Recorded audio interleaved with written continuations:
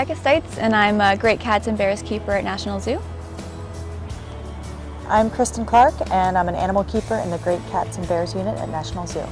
Our older litter of cubs is now 18 weeks old, and the younger litter is 15 weeks old. They started going to the yard about a month ago. Since they started coming out in the yard, they started by just playing on the first and second tier, exploring kind of carefully. The mothers were supervising very carefully behind them, and in the past month they have learned to go straight to the top level where Dad hangs out.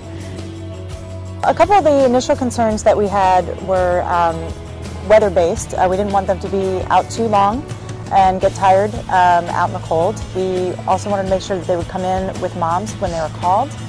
The swing test that we had done earlier with them actually helped us determine that they could get themselves out of the moat were they to fall in. Only one has fallen in the moat, and that was Baruti, and just the back end fell in, and he immediately was able to rescue himself out of the moat. A lot of people want to know if they play in their own groups and their own litters, but we're really seeing all 7 cubs kind of intermix and play with each other pretty well.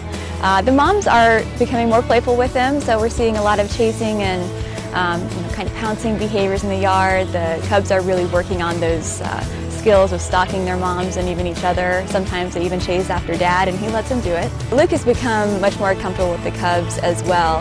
In the very beginning, he was a little fearful of the cubs, most likely because he was worried about what the reaction of Nab and Cher would be to his interactions with them.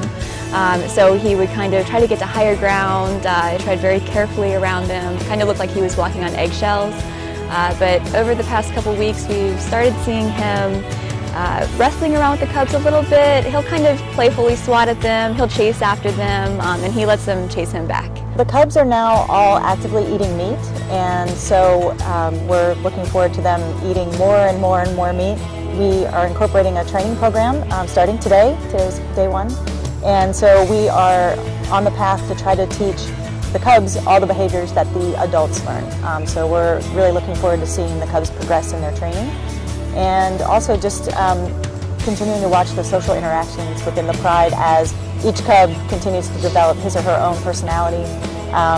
See, who's maybe turning out to be more like Naba or more like Shira or more like Luke, and just to watch the whole pride sort of grow up together.